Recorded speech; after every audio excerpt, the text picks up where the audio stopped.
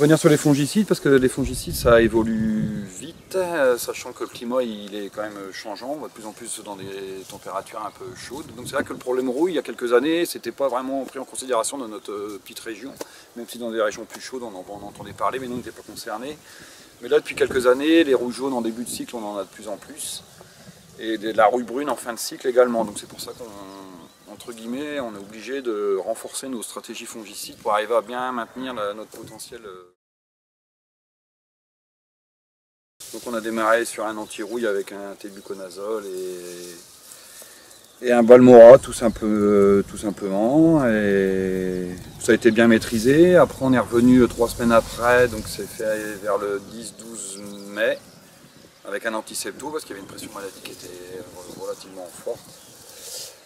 Là aujourd'hui il y en a un troisième qui est prévu au 1er juin on va dire, ce sera le dernier pour un antifusa sur les épis, parce que comme on peut le voir sur la parcelle, on est au stade de épiaison.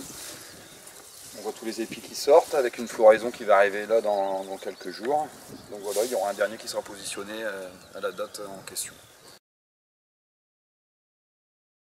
On va regarder un peu l'état sanitaire de ce blé là justement.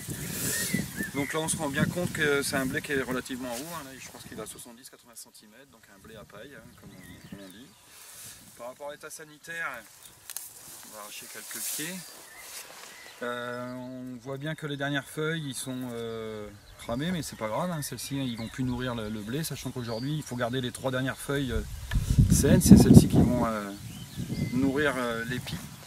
Donc on se rend compte qu'il a un état sanitaire relativement propre, hein. Les dernières feuilles sont bien vertes, bien belles, bien déployées, bien tout.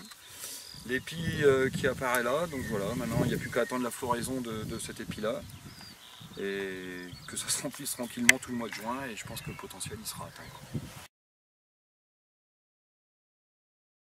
Après le choix de la variété, comme on avait déjà dit dans les précédentes vidéos, ça devient un vrai, un vrai critère aujourd'hui, les variétés. Avant on a l'impression que c'était un peu bon, on prenait ce qui venait, on prenait les meilleurs et puis on voyait.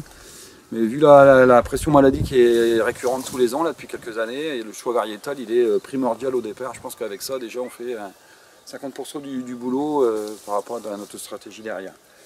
Par rapport à ça, les hybrides ont un potentiel résistance maladie qui est énorme, surtout en septoriose je trouve. C'est vraiment, ça sort un peu du lot par rapport aux autres. Après, sachant qu'il y a d'autres variétés aussi qui sont pas mal en septo, mais généralement avec un hybride en septo on est très bien.